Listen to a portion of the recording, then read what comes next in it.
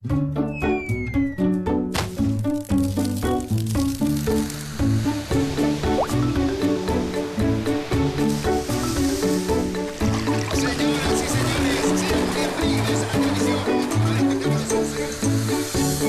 la Caja, un programa de entrevistas que genera un lugar de encuentro, un espacio para el análisis y la reflexión.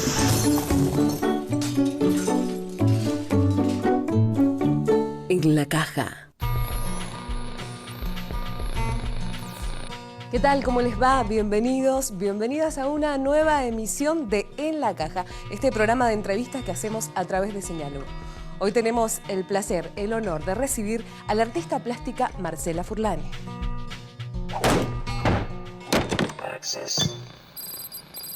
Marcela Furlani, mendocina, dibujante, grabadora, curadora de arte y docente. Nacida en 1966, dibujante y grabadora.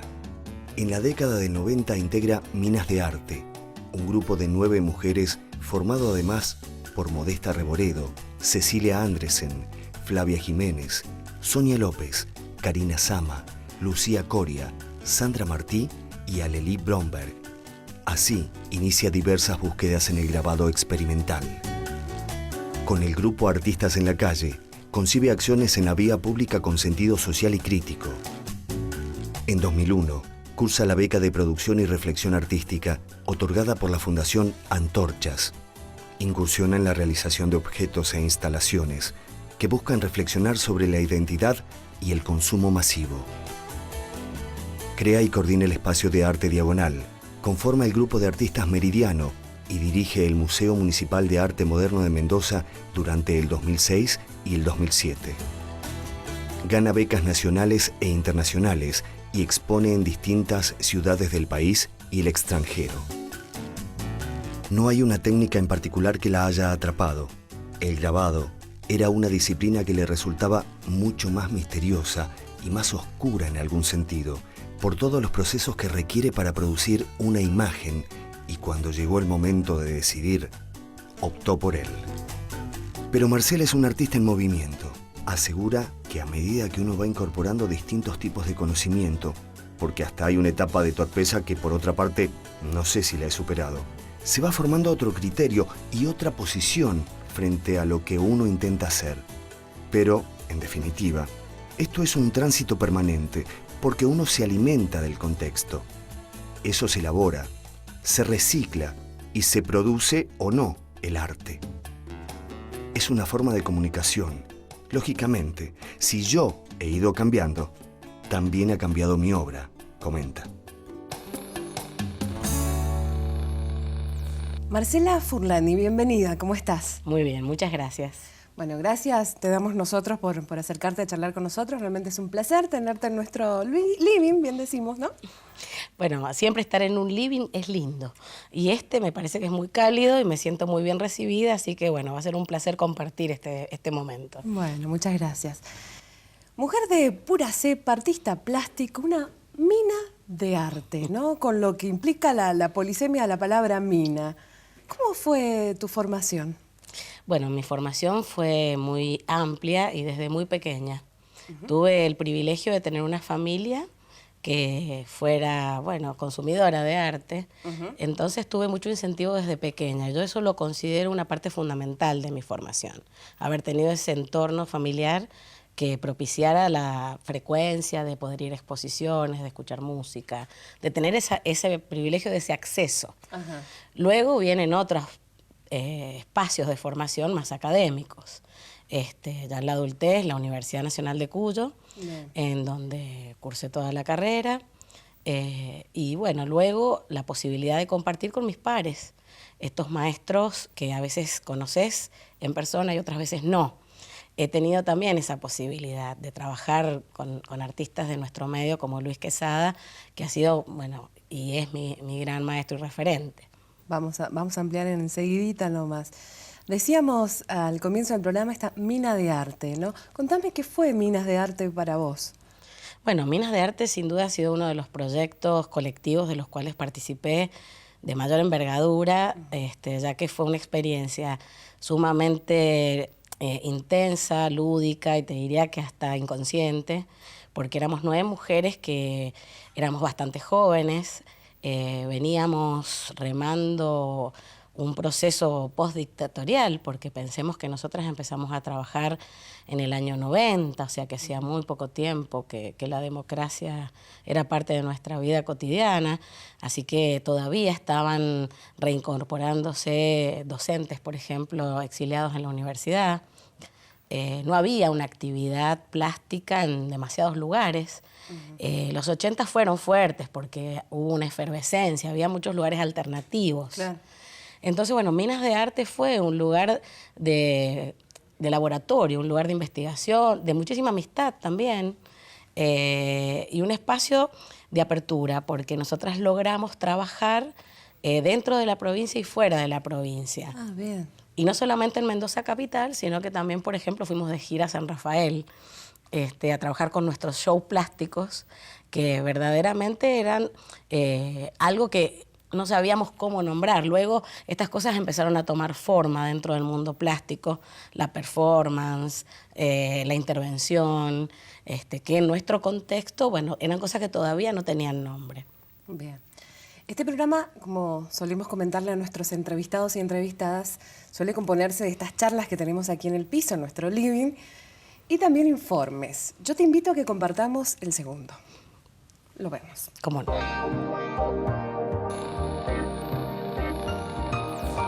Marcela Furlani relaciona a su familia con el arte. Tuve la fortuna de que comprendieran mi vocación y siempre tuve apoyo. En mi casa había cultura, se escuchaba música, habían pinturas. De hecho, en la casa de mis abuelos paternos habían 2 grabados de Luis Quesada. Ese aire que se respiraba fue, entre otras cosas, lo que la llevó a ganar su primer concurso de dibujo a los 4 años. Marcela es curadora de arte, maestra de futuros artistas, toca el violonchelo y es la responsable de Diagonal, espacio de arte. La vida vuelve a ser generosa conmigo porque tengo la posibilidad de ser artista, cuenta Marcela. Y es clara en sus conceptos. Hay que disociar el arte en lo que es el hacer y el mundo de la legitimación del comercio. No lo digo peyorativamente, creo que está muy bien vender arte y que de una buena vez se reconozca nuestro trabajo. Hay que abandonar esa posición romántica de creer que el artista es un ser iluminado al cual le llegan las ideas en un momento de inspiración. Y después la luz, el gas y el alquiler lo paga el hada madrina, ¿no? El artista es un ciudadano común que decide dedicarse al arte como profesión primaria.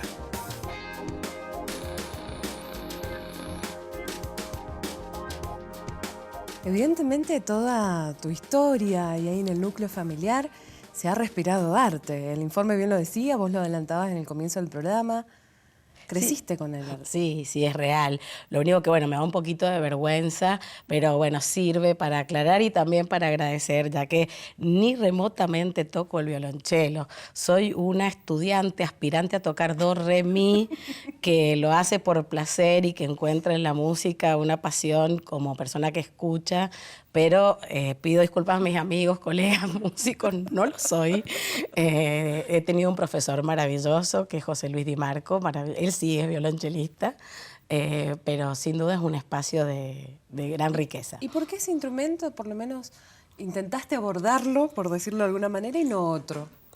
Bueno, es un instrumento que siempre me produjo fascinación. Hay algunos chelistas, como lo fue Jacqueline Dupré,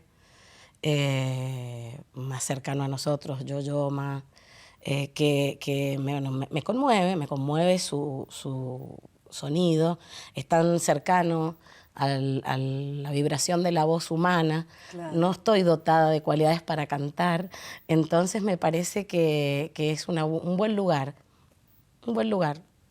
Bien. El informe también hacía referencia a que sos curadora. ¿Se estudia para eso? ¿Se aprende en función de lo que uno observa y toma experiencia? ¿Cómo es eso? Bueno, en la actualidad es una carrera universitaria que todavía no se desarrolla en la provincia de Mendoza.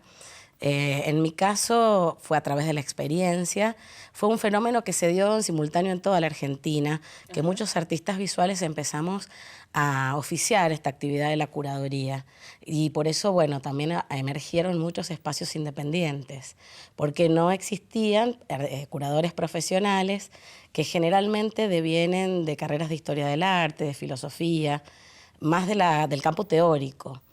Y bueno, se fue dando porque me interesa la reflexión, el intercambio con los pares y poco a poco, bueno, me fui formando, también compartiendo con otros curadores y comprendiendo de alguna manera cómo era el oficio.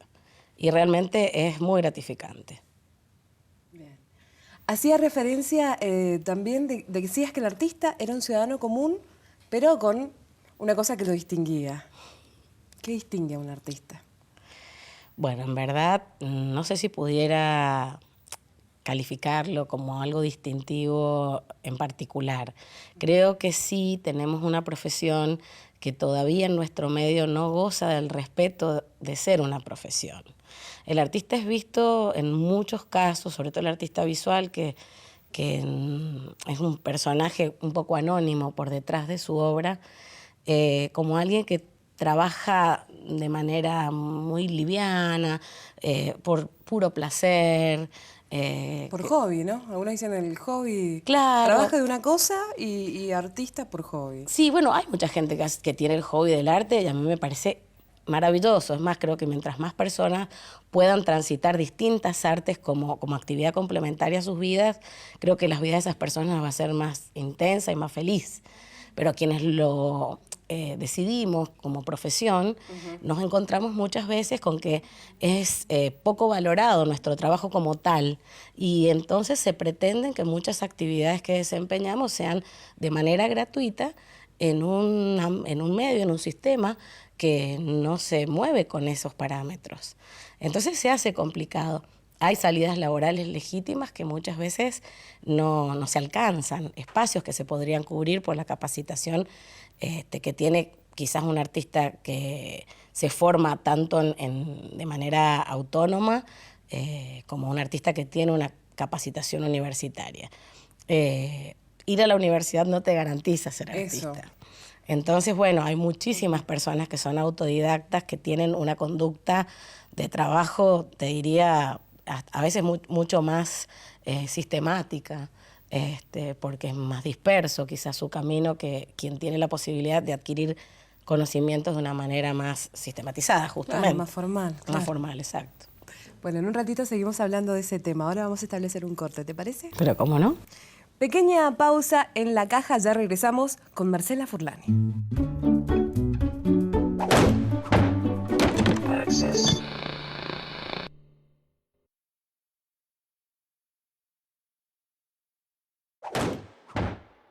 Access.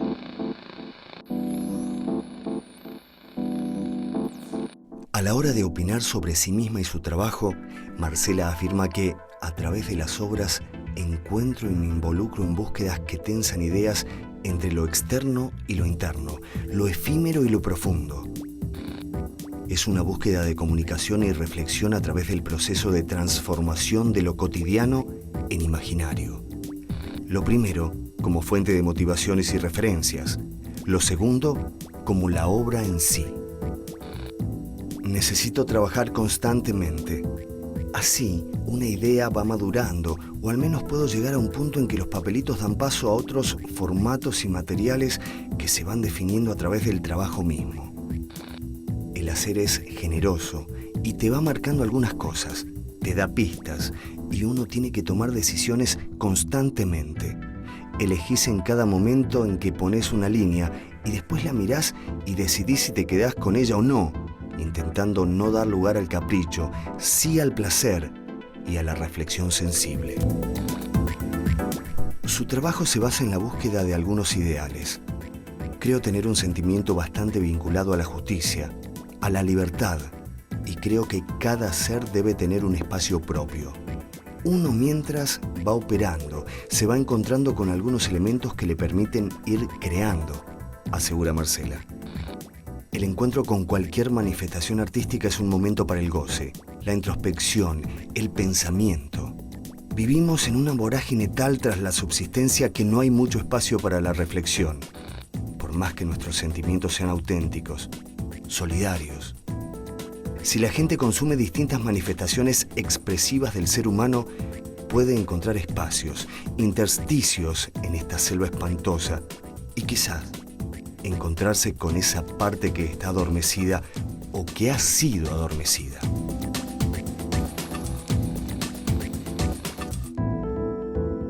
Le preguntamos a la artista Marcela Furlani, ¿qué hay detrás de esas búsquedas? ¿Qué hechos detonan esas búsquedas de justicia, de libertad que señalabas? Bueno, uno pertenece a un momento, estamos imbuidos de la vida cotidiana, somos parte. Y yo creo que, por más que el arte mismo es una fuente de trabajo, de motivación, al tener posibilidades aparece el contrapunto, aparece el contraste, aparece lo otro, aparece aquello que para vos quizás estuvo dado, pero que en otros casos no fue así. Pertenecer a una generación que no tuvo referentes directos también ha sido un lugar para detonar esas intenciones. Entonces, bueno, estar atento creo que es el mayor de los desafíos, no trabajar desde un ego caprichoso. Y a partir de eso, a partir de tratar de ver un poco más allá de uno, a partir de ver un poco más allá de lo que simplemente te toca o es parte de tu autorreferencia, quizás, como te digo, pertenecer a una generación que no tuvo ciertas posibilidades hasta pasado unos cuantos años, generó esta búsqueda de espacio propio, de coordenadas, de referentes. Quizás los temas no han sido tanto referidos a la libertad o a la justicia en un sentido político primario, pero sí como el camino hacia la posibilidad y de la equidad, que me parece un poco más amplio, como conceptos, si bien con un profundo ideal que lo sustenta, con una utopía real, con una utopía sensible, y no a esos largos plazos que no objetivizan nunca en la vida de las personas.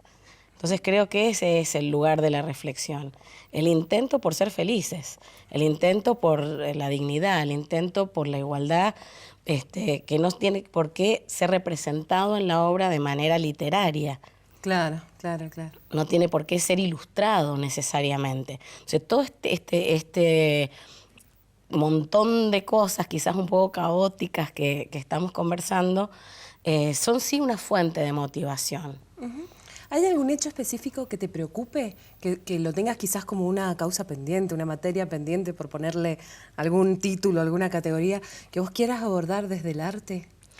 Mira, este último tiempo no sé si es una temática en particular. Sí, lo que creo es que llega un momento en que podés ya hacer balance. Bien. Y eso te pone también en posición de responsabilidad frente a lo que has hecho. Y quizás sí creo que ahora es tiempo de ir al hueso. Tiempo quizás de exponerme más, de que las metáforas quizás sean un poco menos crípticas. Y quizás animarme a ponerle un poco más el cuerpo a la obra. De hecho, estoy trabajando en una serie de autorretratos que son muy, muy distintos a toda la obra conocida que he mostrado hasta el momento. ¿Tenés algún favoritismo por alguna técnica en particular o por algún soporte o algún amor con algún soporte? Porque dice, con este material me llevo bien. Sí, hay un amor muy grande con el papel. Con el papel. El papel es un amor entrañable, pero también creo que todo material está cargado de significado. Entonces, a la hora de encarar cualquier proyecto, la elección del material va un poco de la mano del sentido de la obra. Y esos enamoramientos se van produciendo periódicamente y lo que se recibe, lo que te habla el material, va dando también sentido a la construcción de esa serie. Bien. Hablando de sentido, hemos venido charlando un poco sobre el por qué has sido artista o por qué elegís serlo. Yo te pregunto, ¿para qué sos artista? Mira, ¿para qué? ¿Para qué está esa flor en el jardín. Yo no sé si tiene un sentido práctico en cuanto a lo utilitario como tal, como es concebido en una cultura de consumo. En primer lugar, yo creo que hago arte porque tengo una necesidad fisiológica, intelectual, adquirida, heredada, no sé si de qué manera. A veces haciendo arte se tiene acceso como a este lugar y en muchos casos ha sido una herramienta. Yo creo que el arte cumple en la vida de los quienes hacemos esto distintas funciones en distintos momentos. Bien. A veces tiene más que ver con el placer personal, a veces tiene que ver con devanar una inquietud social como lo que hablábamos recién, otras veces tiene la posibilidad de tener voz y poder comentar algunas cosas o decir algunas cosas que no me aquejan solo a mí, exacto, sino que o nos preocupan o nos alegran a otros que no tienen esa posibilidad. Entonces, bueno, el arte sirve también para esas cosas. Hay grupos increíbles, por ejemplo, el grupo de las mujeres en lucha en Bolivia, que no son artistas visuales. Este es un grupo de lucha por los derechos de la mujer que sí utiliza estrategias de las artes visuales contemporáneas para manifestar sus ideas en lugares públicos. Entonces, ¿el arte para qué? Me excede a mí por mucho. Según para quién, claro. Bien, te invito a que compartamos una pregunta a la gente. Y después me contás también quién es la que pregunta. ¿Cómo no?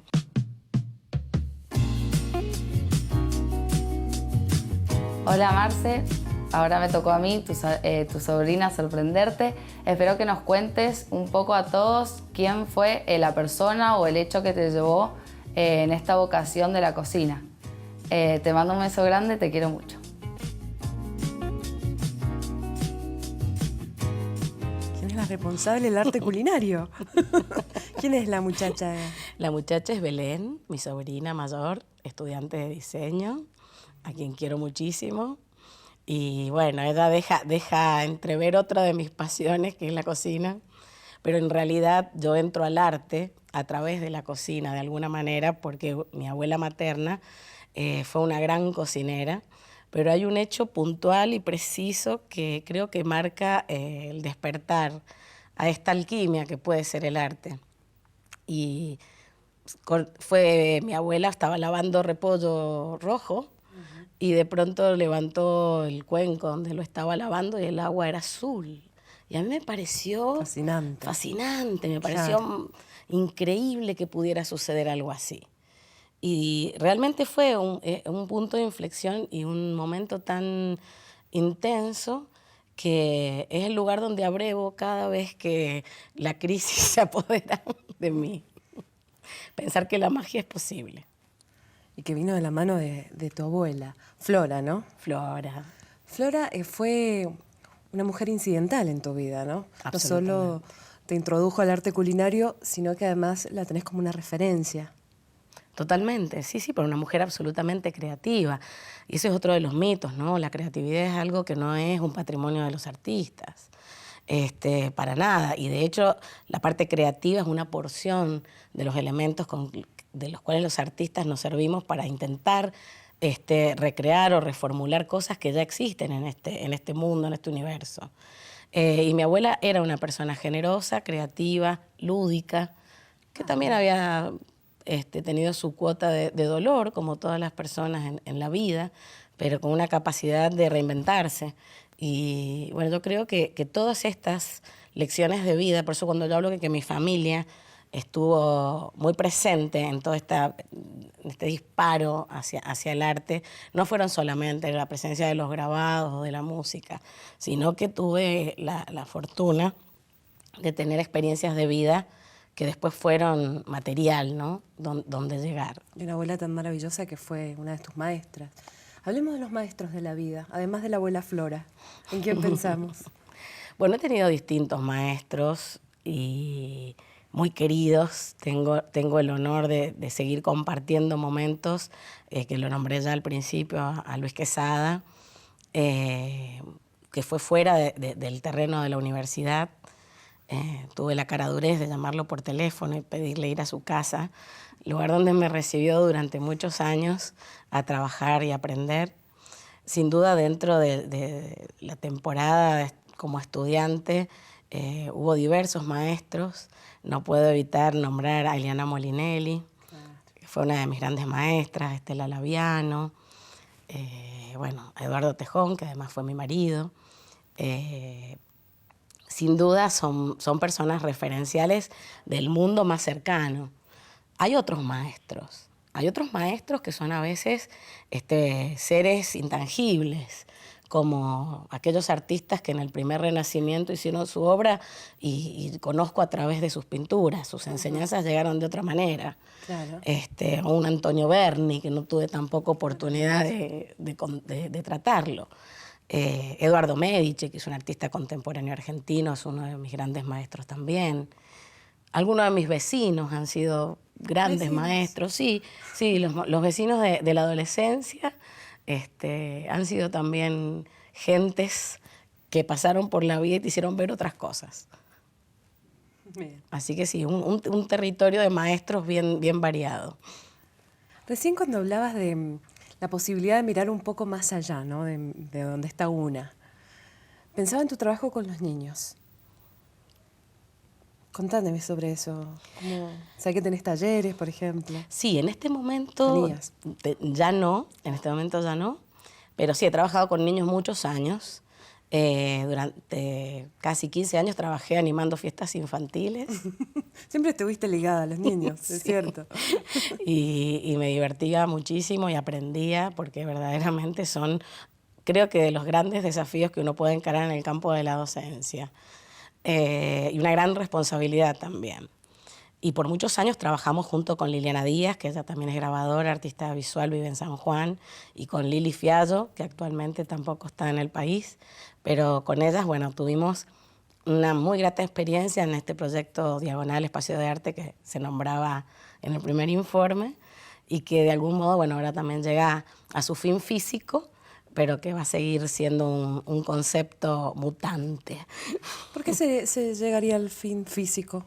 Y porque lamentablemente después de 13 años de haber tenido, maravillosas exposiciones de artistas emergentes, talleres y demás, nos demuelen la casa. Ay, qué pena. Esto, en Mendoza es algo bastante frecuente. Casonas de adobe, casas chorizo, que pasan a tener otro tipo de destino inmobiliario. Y así que por ahora nos tomamos una pausa, por eso no estamos teniendo actividad infantil. Pero retomando tu pregunta, creo que es maravilloso trabajar con chicos, es una tarea que sin duda es gratificante y ha habido niños que ya no lo son, que siguieron, por ejemplo, dedicándose a distintas actividades creativas y artísticas, ya a nivel de sus estudios universitarios que pasaron por nuestro taller. Así que imagínate que es tarea muy hecha. Podés quedarte tranquila, conforme. Tranquila nunca. Conforme tampoco, pero feliz sí. Feliz sí. Feliz sí. Te invito a un corte, Marcela, así seguimos charlando en el próximo bloque. ¿Cómo no? Pausa, ya regresamos. Access.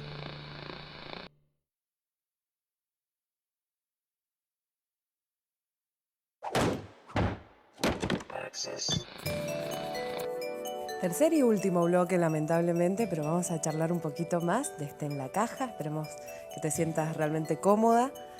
Lo hemos nombrado, has sobrevolado su espíritu en esta charla muchas veces, pero quiero que veas esta foto y me digas lo primero que se te ocurra.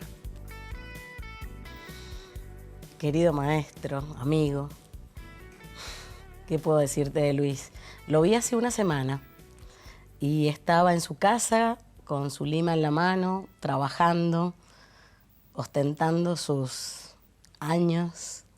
Un hombre sabio, un hombre generoso, un tipo comprometido, luchador, que ha sostenido el campo de la educación, del arte como una bandera, y que demostró y enseñó y me enseñó que esta profesión es un oficio del cual no hay que envanecerse, que hay que tener mucho cuidado con poner en confrontación un pomo de óleo y 1 kilo de leche.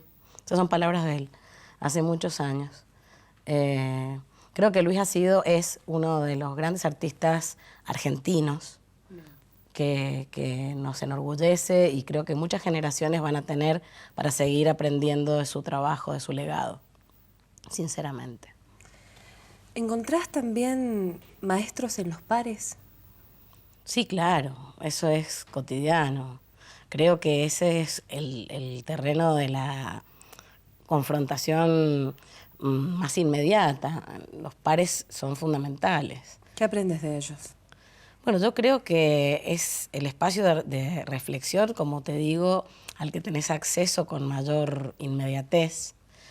Aprendés cosas que querés hacer porque los admirás, y también aprendés cosas que no te interesan, porque el campo del arte profesional a veces está muy lejos de ser un territorio idílico, bello, florido, que tiene todas las miserias y virtudes de cualquier otra actividad.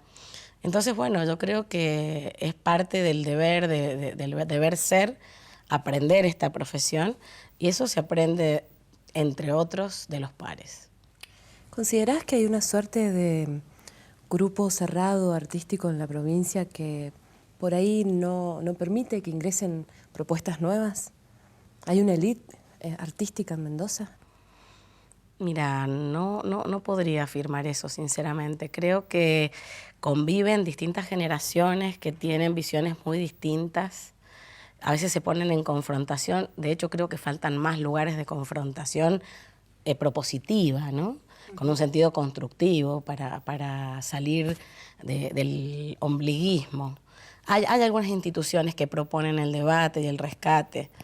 Creo que sí, las artes visuales contemporáneas se han escindido un poco de la comprensión social, hay mucha obra contemporánea que es difícil para acceder a ella, porque cambiaron los paradigmas, porque pasaron cosas dentro del cuerpo mismo de la historia del arte.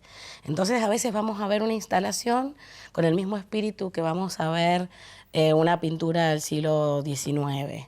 Y eso para el espectador es un conflicto, y a veces quizás en el terreno de la educación todavía faltando un ajustecillo para poder acceder de una manera más sólida, para tener más herramientas de acercamiento.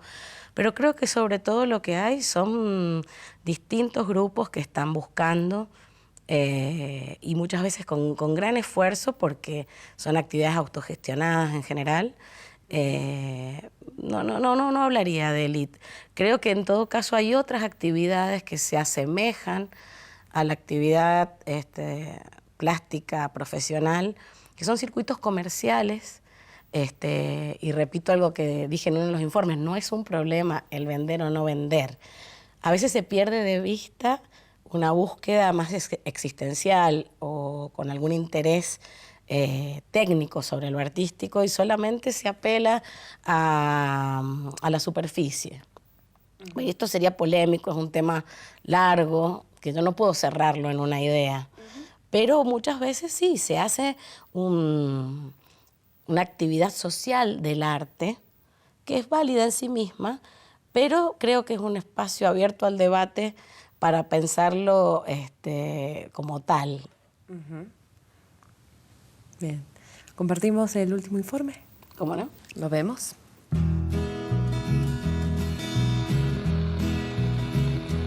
Marcela confiesa que no tiene aptitudes para la música, aunque le hubiera encantado. Para mí la música es una forma de expresión suprema. La amo profundamente e incluso es una fuente de referencia quizás mucho más contundente para mí que las artes visuales, tanto la música clásica como la popular.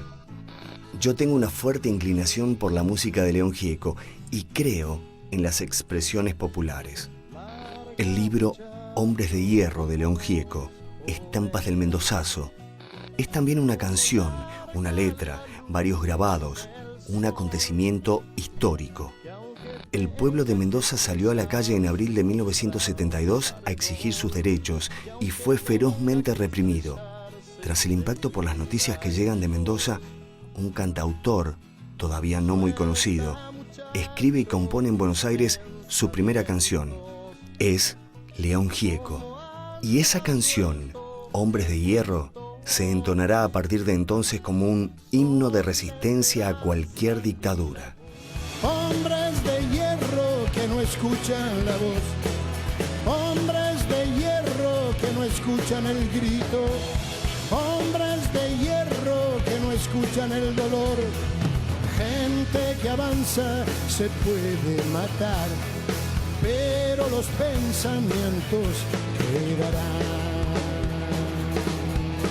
Para Marcela, este proyecto artístico editado por la editorial de la Uncuyo está fundado en la esperanza de que al conocer nuestra historia a través de diversos lenguajes y fuentes, podremos, con espíritu crítico, ser partícipes comprometidos y constructores del lugar donde habitamos. Y León Gieco coincide y además asegura que la educación participativa es un terreno fértil donde pueden darse la mano los artistas, los técnicos de distintas disciplinas, la gente. Todos ellos apoyados también por las instituciones específicas que deben asumir la responsabilidad de formar a las nuevas generaciones.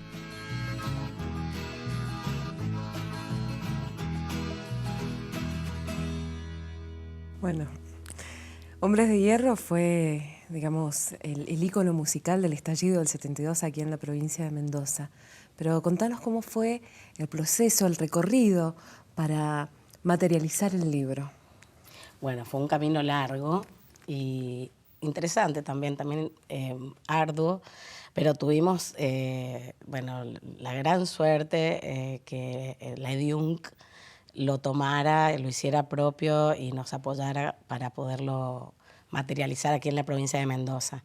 Durante casi 10 años peregrinamos con el material. ¿10 años? Sí. Y fue bastante complicado conseguir quien asumiera este compromiso. Hubo una primera publicación parcial del contenido del libro por parte de una galería de arte contemporáneo en Buenos Aires, la Galería Pasaje 17, que hicieron un trabajo muy hermoso, pero faltaba redondear el sentido. Se dio una circunstancia muy particular de mi vida, entonces, fue feliz que existiera esta primera publicación. Pero en realidad el camino fue una suerte de encuentro, ya que, con León nos conocemos hace muchos años, hace 30 años aproximadamente, y hubo distintas ocasiones de hacer algunas actividades. Cuando yo era directora del Museo Municipal de Arte Moderno, presentamos De Ushuaia a La Quiaca, por ejemplo, que fue muy hermoso también el libro en la Plaza Independencia, entre otras cosas que hemos hecho. Pero esto era un proyecto propuesto de mi parte.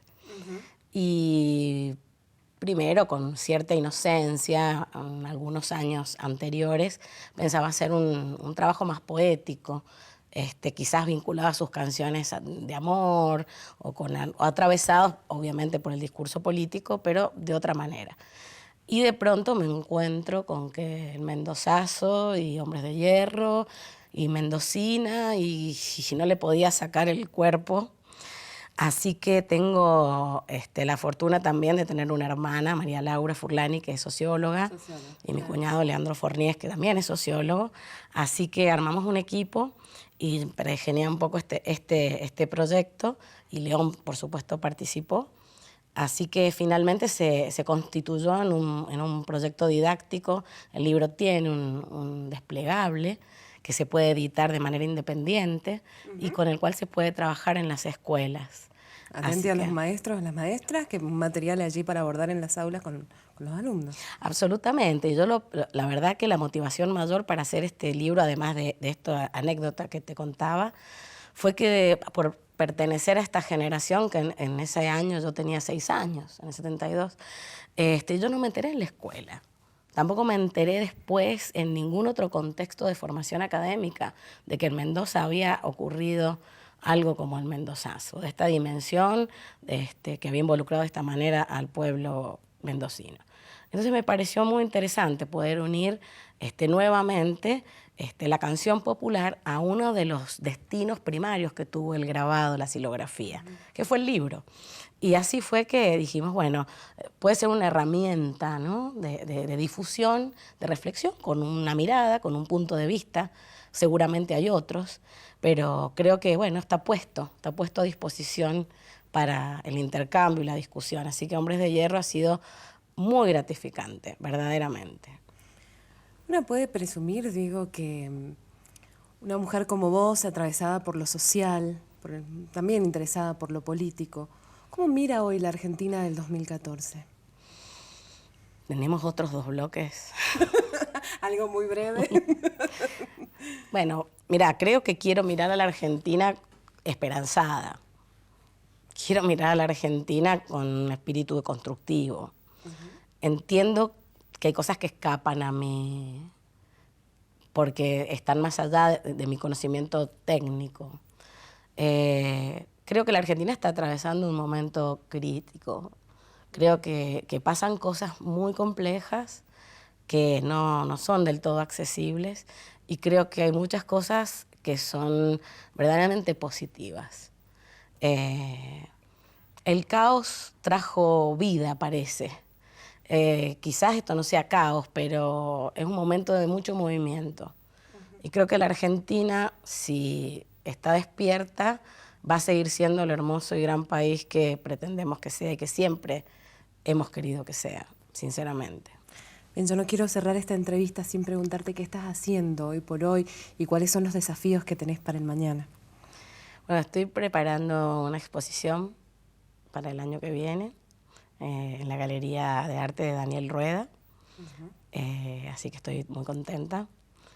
Sigo trabajando en curadurías independientes y con algunos otros proyectos también expositivos.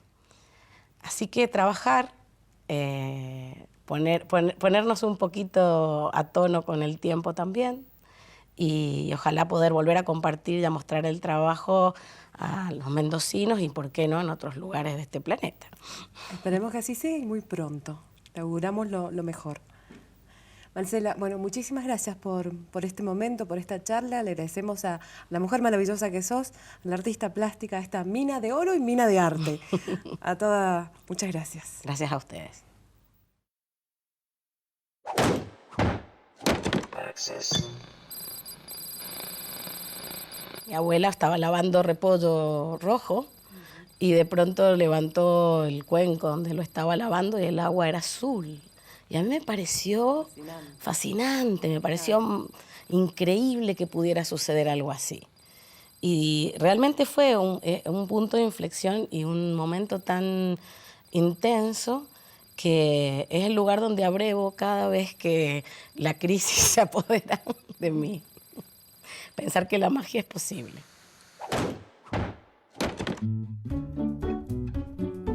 Ponemos punto final a esta entrevista con la artista plástica Marcela Furlani. Nosotros nos volvemos a encontrar el próximo miércoles a partir de la hora 22 a través de Señal U en el canal número 30 de TDA o también en www.señalu.tv. Chao, hasta el próximo miércoles.